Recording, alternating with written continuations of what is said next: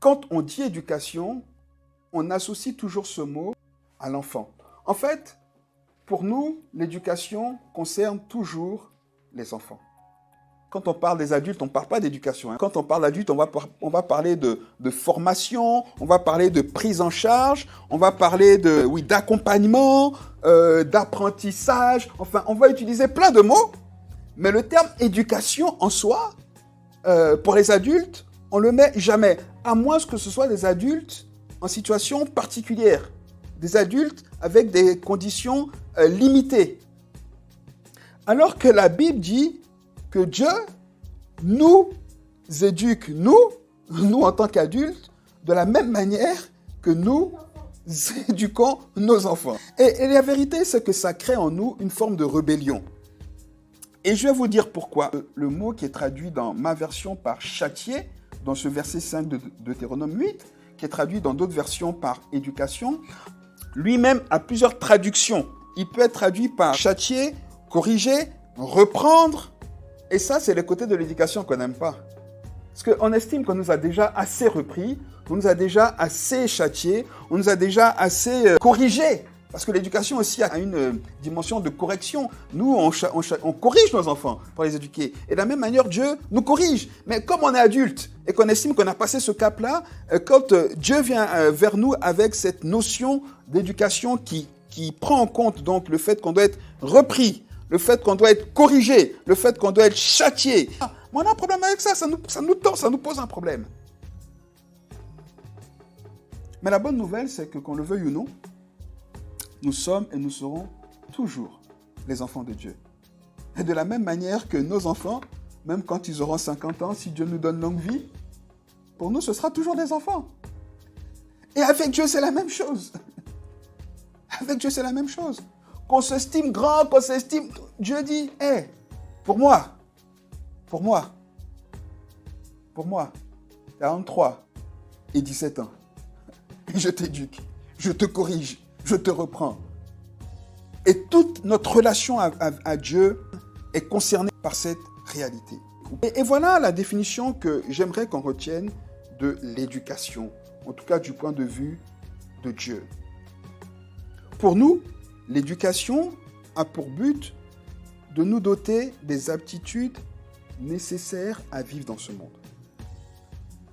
Pour nous, l'éducation a pour but de développer notre capacité à vivre dans le respect de Dieu d'abord, et ça change tout. Donc tout ce que Dieu fait dans sa relation avec nous, qu'on ne comprend pas toujours, a pour première visée qu'on le respecte et qu'on se soumette à sa parole.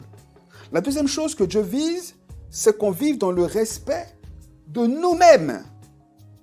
Ça veut dire qu'on ne fait pas n'importe quoi avec notre corps, avec notre vie, qu'on soit respectueux de qui on est, qu'on se prenne au sérieux, qu'on prenne notre corps, notre vie au sérieux. Bien sûr, toujours dans la visée du respect de Dieu lui-même. Parce qu'il y a beaucoup trop de chrétiens aujourd'hui qui font n'importe quoi de leur vie, ils vivent n'importe comment. Et ils s'attendent à ce que Dieu réponde à leurs désirs. Non. Quand on ne se respecte pas et que Dieu voit que notre vie prend une direction dans laquelle on va manquer de respect à notre propre corps, à notre propre vie, Dieu met un frein. Il nous prive de quelque chose pour qu'on reprenne conscience que notre vie, le respect de notre vie est important à ses yeux. L'autre point que Dieu vise dans cette dynamique d'éducation, c'est aussi le respect des autres.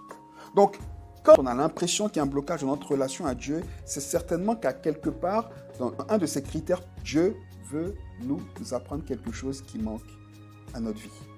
L'autre chose, c'est que Dieu, quand il parle d'éducation, a pour but de nous voir vivre dans tous ces aspects-là, mais comment ? Avec la culture du royaume. Je l'ai dit. Quand on éduque un enfant en France, on ne l'éduque pas sur les mêmes critères, sur les mêmes valeurs qu'on éduque un enfant au Congo.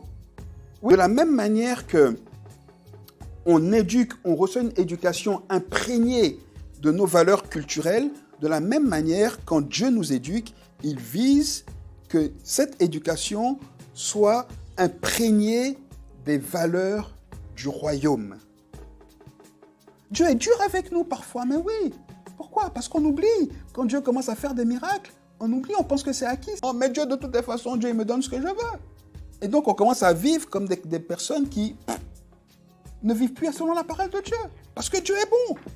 Et donc, Dieu nous rappelle. Il dit non, non, non. Je t'éduque, je suis dur avec toi pour que tu te rappelles que ta vie ne dépend pas de tout ce que tu vois, de tout ce que tu as, de tout ce qui est juste matériel. Mais ta vie dépend d'abord de ta relation avec moi. Donc voilà la bonne nouvelle que je voulais partager avec vous pour finir cette année et pour commencer l'année 2024. Je prie vraiment de tout mon cœur que chacun puisse aborder vraiment cette transition avec cet état d'esprit. Viens Seigneur, éduque-moi.